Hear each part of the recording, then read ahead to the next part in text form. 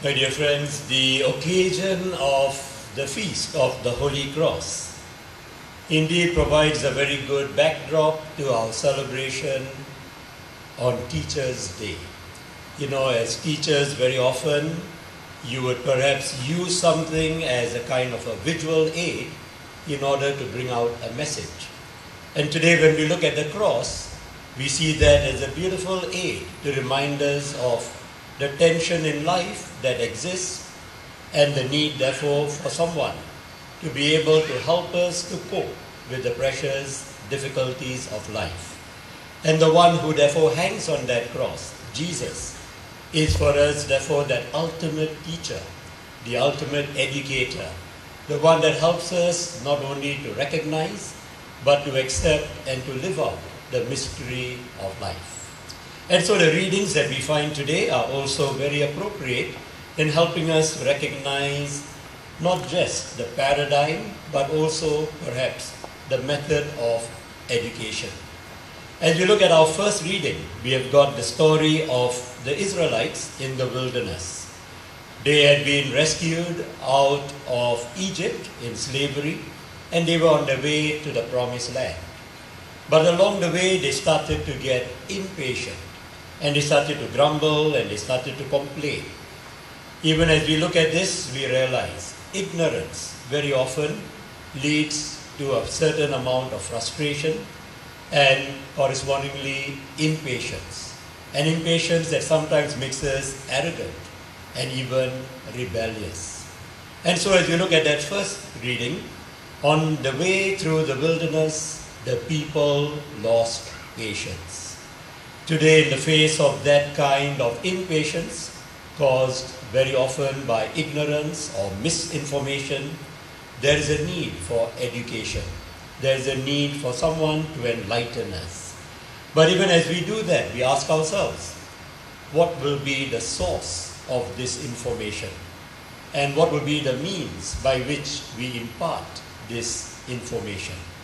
And so the reading will go on to tell us, the people grumbled, they complained, and then Moses recognized that there was a need to do something. Because their grumbling, their impatience led to a certain degree of frustration to the point that they were even bitten by fiery serpents. Today we realize that when we remain impatient, angry, ignorant, we actually end up hurting ourselves. The analogy given could be that of being bitten by fiery, poisonous snakes. And so Moses, recognizing this, realizes that the only way he'd be able to educate them, the only way he'd be able to help them effectively, is if he were to intercede with God. And so from the impatience caused by ignorance, we end up feeling more pain, more suffering. The help that we get eventually has to be supplied through the intercession of God. And so that's what Moses will do. He'll intercede for his people. In other words, he'll ask God for the answers. Moses has a situation in which he needs to give an answer. They ask him why. And Moses turns to God for the answer. And the answer God will give him is, believe in me. Believe in me.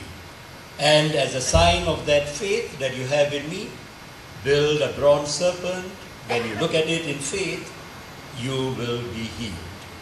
Today, my dear friends, this is what education is all about.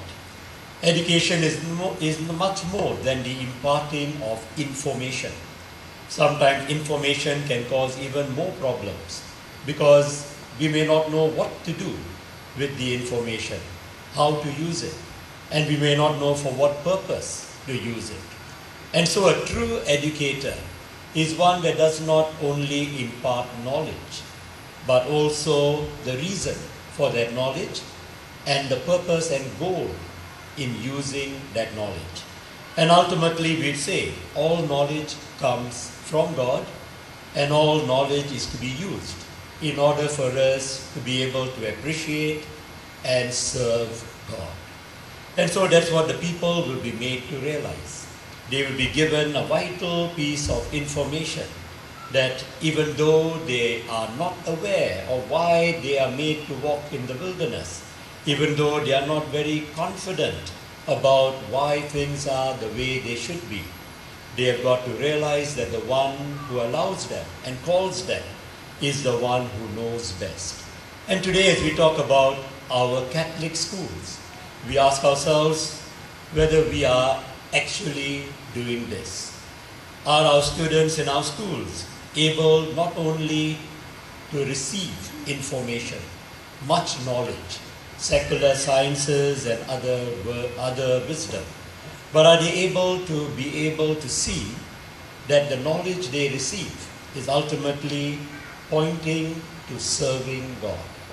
Would they be able to recognize that the knowledge they receive is for a particular purpose, to help them to not only acknowledge the God who gave them this knowledge, but to be able to use it to serve Him? And so as we look at our second reading, we see the example of Jesus Himself. Jesus who empties Himself, we are told, so that He'll be able to be a model of humility, a model of the one that has come to show us how to be truly wise. And our true wisdom comes when we empty ourselves of our pride, when we are able to recognize that knowledge is from God, and therefore we are going to benefit from that knowledge. It means we've got to empty ourselves of our pride. Again, today in our schools, this is what hopefully we are doing, allowing our students to realize that the more brilliant they get, the more knowledge they receive, the more humble they are required to be.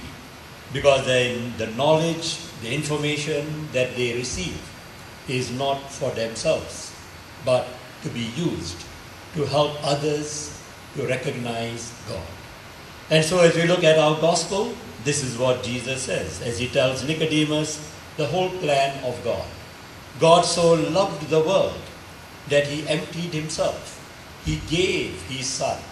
He gave up something so that others may be prepared, better informed, and be able to respond. Today, my dear friends, as we celebrate the feast of the Holy Cross, and at the same time we celebrate Teachers' Day, we thank God for the gift of our teachers. We thank God that in His effort to bring us to true education, the education of being formed into His children, into the likeness of His Son, He has allowed us to have people in our life, teachers, educators, who through their humility, through emptying themselves, through their service, allow us to experience this. Our Catholic schools are visible signs of that willingness of God to reach out to us, to be able to experience Him.